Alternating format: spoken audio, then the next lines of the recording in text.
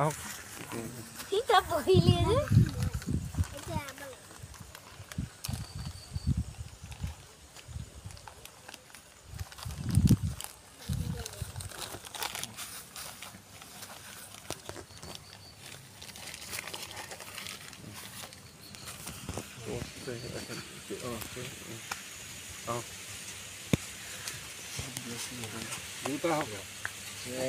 বটাৰ আসলে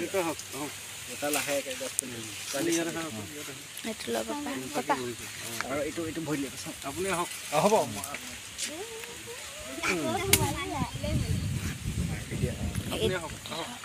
আহক চবকে সকলোকে নমস্কাৰ জনাইছোঁ মোৰ নাম শ্ৰী পিংকু পেগু মই শিক্ষা পৰিৱেশ শান্তি আৰু একতাৰ উদ্দেশ্য লৈ আপোনালোকৰ ওচৰত আহিছিলোঁ এই মই মাইনসকলক মানে কেইটামান মেথমেটিক্সৰ ওপৰত কেইটামান জ্ঞান দিছিলোঁ আৰু তোমালোকেতো বুজি পালা চাগে দুই এটা কথা হয় নে নহয় আকৌ আহিম মই এনেকৈ বিনামূলীয়াকৈ শিক্ষাদান কৰোঁ ঘৰে ঘৰে আৰু যাৰ ঘৰত শিক্ষাদান কৰিব আহোঁ তাতে গছ পুলি ৰোৱাৰ ব্যৱস্থা কৰিছোঁ যাতে পৰিৱেশটো আৰু ভাল হওক সেইকাৰণে এই গছজোপা যিহেতু আপোনাৰ মাত নাই তেখেতৰ আত্মাৰ সদগতিত আমি ৰুইছোঁ যাতে তেখেতৰ আত্মা চিৰশান্তি হওক আপোনালোকৰ পৰিয়ালো নিশ্চয় উদ্ধাৰ হয় গছজোপাৰ জৰিয়তে আৰু আমি সকলোৱে জানো এইবাৰ যিটো ডুবাই নিচিনা জেগাত বানপানী হৈছে য'ত নেকি বৰষুণেই নহয় তো প্ৰকৃতিয়ে বিভিন্ন ধৰণৰ মানে কাল ৰূপ আমাক দেখুৱাইছে মানে ডেট মিনছ সেইবোৰ এটা মানে ডাঙৰ সংকট যে ভৱিষ্যতটো বহুত মানে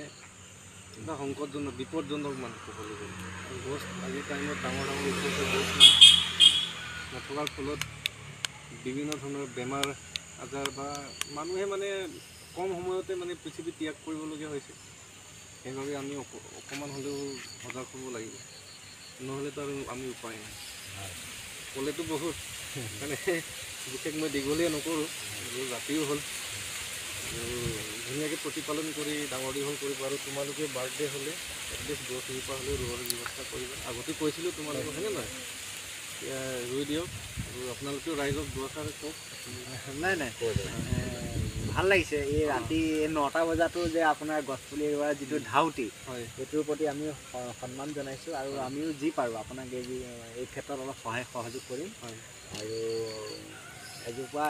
এক বৃক্ষ বোলে 10 পুত্ৰৰ সম বুলি কৈছে গতিকে এই ক্ষেত্ৰত আপোনাকো ভগৱন্তই ভালে ৰাখক আমি তাৰে কামনা কৰিছোঁ আৰু যি পাৰোঁ আমি এনেকৈ সহায় সহযোগো কৰি যাম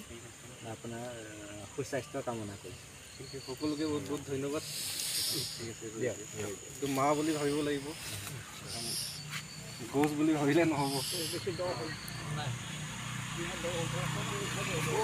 মাটি অকণমান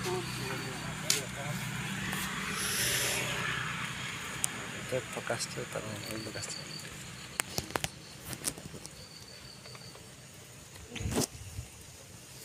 পানী অকণমান আনো এই বতৰটো ভালেই বাৰু পাৰিলে গোবৰ অলপ ৰাতিপুৱা যদি আছে ৰাতিপুৱা কালেকশ্যন যদি নিদিলেও হয় বাৰু এতিয়া মানে অকণমান পানী দিয়ে দিয়ক